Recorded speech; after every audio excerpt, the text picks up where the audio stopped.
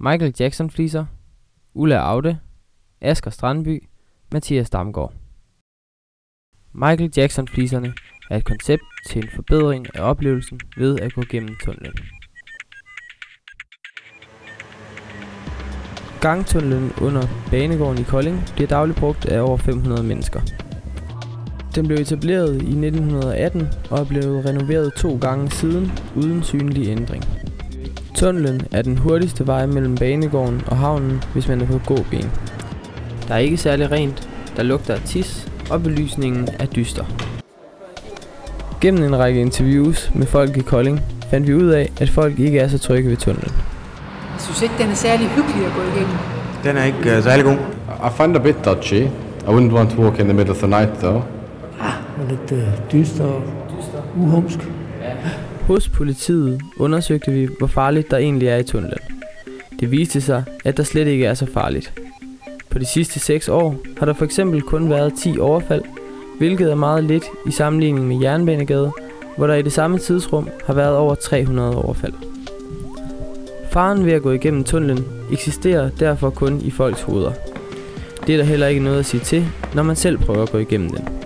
Der er lavt til loftet, klaustrofobisk, dårligt klima og ikke nogen andre åbne udgange end dem i hver ende. Et løsningsforslag kunne være at sætte overvågningskameraer op, men det ville kun skærpe fornemmelsen af, at man var i fare i tunnelen. Eftersom man ikke er i egentlig fare i tunnelen, ville det ikke være en specielt god løsning. Det bedste vi kunne gøre, var at prøve at få folk til at glemme frygten ved hjælp af en distraktion.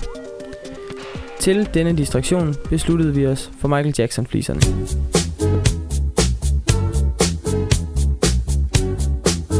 Tunnelen har et flisegulv med 10 fliser i bredden og 375 fliser i længden.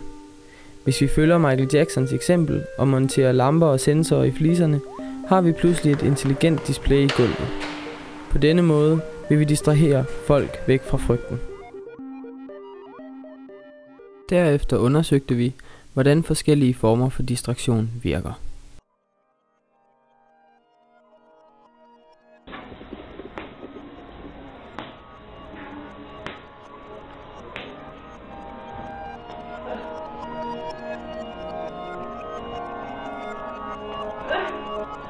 På dette grundlag udviklede vi forskellige måder at bruge tunnelen på. Her ses et eksempel på, hvordan tunnelen fungerer om dagen.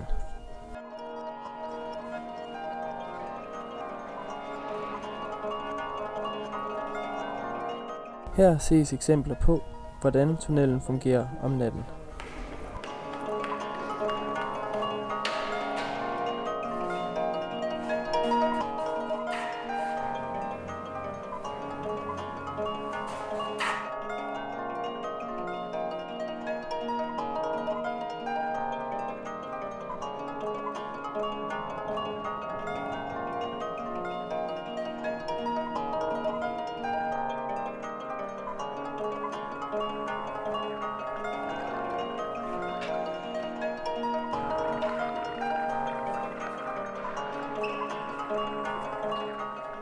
Tunnelen er et utrygt og ubekvemt sted.